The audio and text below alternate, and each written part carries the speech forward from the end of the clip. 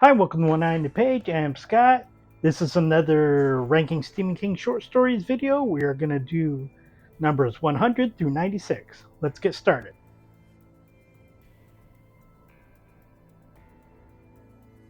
Short story number 100 is The Music Room. The Music Room was initially published in Playboy magazine in 2016. It is not in a collection yet, although it is in a collection, it just hasn't been published yet. You Like It Darker, which will be published in May of this year, 2024. But I have read the story already, so it is based on the Edward Hopper portrait Room in New York, which I will include a picture of here. It's a fairly simple story. A husband and wife are in a room in New York. They are talking. She's at the piano. I believe he's at the table, as they show in the painting.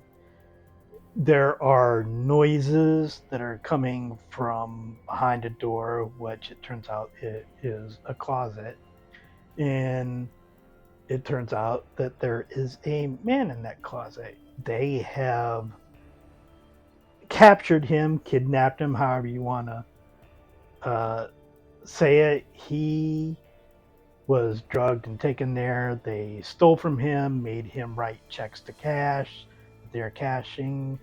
And now they are just waiting for him to die of thirst and starvation. Because murder is wrong, but just letting him die is okay.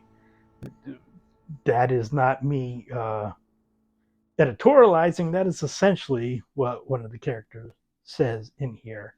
And it's basically a discussion of that within the story. This is set in the late 1930s, I believe, after the Great Depression. So people got to make dough, and this is one of the ways that they do it. I guess it's fine as a story, but pretty much as soon as you find out that they have the man trapped and that they're going to let him die, there's not really anywhere else to go with the story. There's nothing in the story that surprises you. There's no great action scene in it. There's not any type of plot twist. It doesn't really necessarily have an ending. It has an ending where, like, okay, maybe, but it seems that's it pretty much. Short story number 99 is Rainy Season, which was published in 1989 in Midnight Graffiti, and then published in the collection Nightmares and Dreamscapes in 1993. It's a fairly typical Stephen King story. A young couple has a vacation summer rental in a small Maine town. They are vaguely warned by residents there that they should leave without any specific reason given. They paid money, so of course they're not going to leave. And then the rainy season happens, and it's like these huge black toads with sharp teeth that can basically bite through anything, and they do. There's a reason for this. I won't tell you the reason, but I will tell you that this story is heavily influenced by Shirley Jackson's The Lottery, so much so that the lottery itself is mentioned within the story. You can perhaps extrapolate the similarities between the stories before having read the story yourself. It's not the first time that King has basically written an homage to another author's story. Sometimes he does so and it turns out well, sometimes it doesn't. Uh, Such as the old dude's ticker, which was an homage to the Telltale Heart by Poe. That one, I don't remember what I ranked it, but it may have been it was in my five worst stories. I know it wasn't the very worst, but it was within the five worst stories. Of course, he also has done the novel Blaze, which was an homage to Of Mice and Men.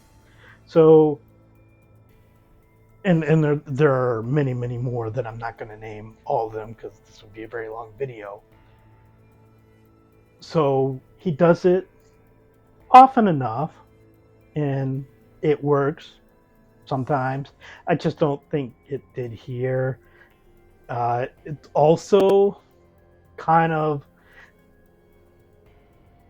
a bit of a similarity to Children of the Corn or they got a hell of a band, kind of that same kind of theme with the couple going to a town, something's wacky.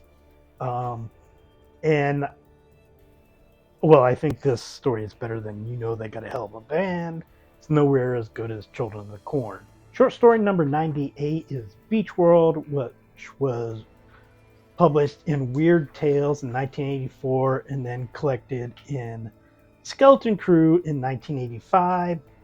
Uh, Two men are survivors of a spaceship crash. They are on a uncharted planet that seems to be made entirely of sand. One of them basically just sits down in the sand and almost seems to be hypnotized by it. The other one calls for help. There is a ship, not necessarily a rescue ship, but there is a ship that comes there, and the planet, the sand, seems to have ideas of its own. It's a for Stephen King. It's a short story. It's a short story, which is shorter than most Stephen King stories, and there's not a lot to it. Also, it's a science fiction story. Not to say that Stephen King doesn't have good science fiction stories. There is a story in here that is in the science fiction realm, although I do believe it is much more horror than science fiction, but it is definitely in my top quarter of stories, and that's in the same book. But science fiction for Stephen King generally very hit and miss, I think, more toward the myth category. The characters here don't really work for me. Stephen King is great at characters, but sometimes, especially, I guess, in genre fields outside of horror, obviously, but science fiction and mafia tales, he really just loses his character mojo. And that's the case here. It's just a dull story, quite honestly. Short story number 97 is also published in Skeleton Crew. It was published in Shadows number 4 in 1982. It is The Man Who Would Not Shake Hands. It is set in the same club that is mentioned in the breathing method from different seasons, which is one of my favorite novellas. It's honestly one of my favorite novellas in different seasons, which I think is one of his best collections. Uh, I really love the club, and the club appears in here, but it's not as big a part of the story as it was in the breathing method, which of course was a novella, so it had more room to breathe. But it was basically here, it was just setting, okay, we're telling a story at the club, and then most of the story is about the story being told and very little about the club. And it's a tale told in the club about a man who didn't shake hands. And as with all stories or most stories, there's a reason for this. And he, basically says he developed a fear of shaking hands after being in a third world country. Somebody shakes his hand against his will, not in a belligerent way or a way to do any harm, but to be a good sport. And there are consequences to that. Now, the big thing that bothers me about this story is that it's got the club, it doesn't use it. It makes me disappointed because this story and the breathing method are the only two stories in which the club appears, and I really loved it in the breathing method. So that's a big disappointment there. I think if it hadn't been the club, this probably wouldn't have ranked much higher, but I think it would have ranked higher.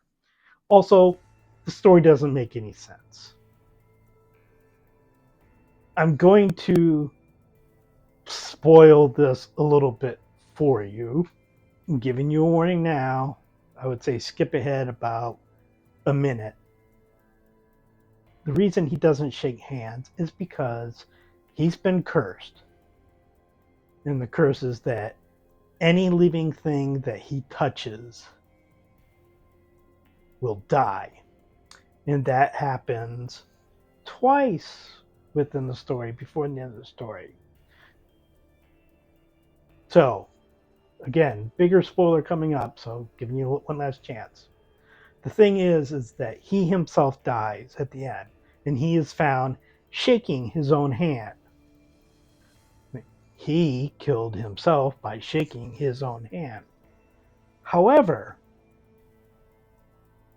that means that we have to believe that he survived all this time at no point touching himself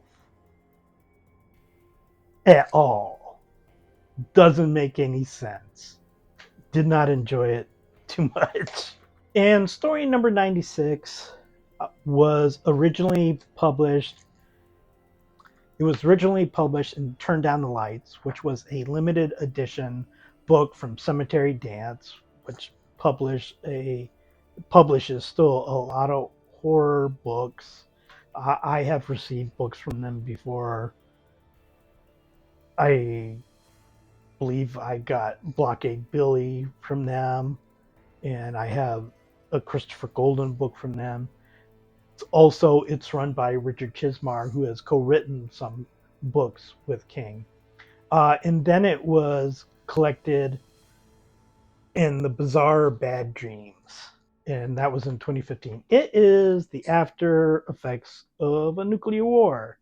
Nuclear war, most everybody is dead. Stephen King has done End of the World before, has done it better. We will have another story. I think we'll have a few stories coming up that are End of the World. It's about a man, Peter Robinson. His wife and daughter were in Boston at the time, so they're gone.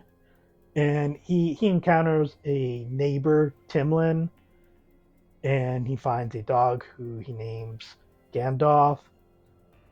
And perhaps the people who died right away were better off because most everybody else or everybody else is going to get radiation poisoning, which Timlin starts to develop, and he says that he's going to take the quicker way out and suggests that Robinson take care of Gandalf. And basically, that's a story. It's about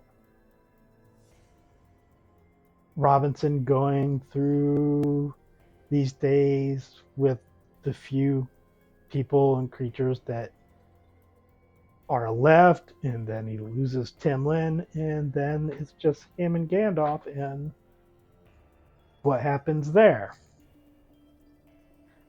Again, one, it's another short story, not super short, but short. And it's end of the world. He's done it before. He's done it better.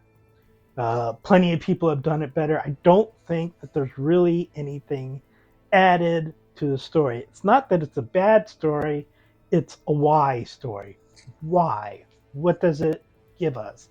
Not really much of anything. It's inoffensive, but the plot doesn't really give anything. The characters aren't illuminating in any way. Honestly, the dog that is going to be dying feels a little cheap. I mean, it's one thing, perhaps in a longer novel, and I had this same problem in the novel by Peter Heller. I forget what it's called, but something stars, which is a end of the world novel, and there's a dog in there too, and it felt cheap. It felt like, oh, this dog is just there to die and to manipulate you emotionally. What I'm all for. Manipulate me. Do not let me know you're manipulating me. I just I I just want to go, oh, how when did I start moving like that? And no, it's like, oh, I can feel the string. I no, guys, I can feel the string. What are you doing? Uh yeah, it's just not a great story. I did not enjoy it. I think after The Stand, maybe Stephen King should have said, you know what? I don't need to do any more underworld stories. But he did. So that is it for this week. That is 100 through 96. We there were some good things in the stories. They were not written nearly as poorly as some of those ones in the past. I'm sorry. The man with the belly is truly awful. So next week I will next time I'll get into more stories. So please like and subscribe, leave a comment, and I'll talk to you next time.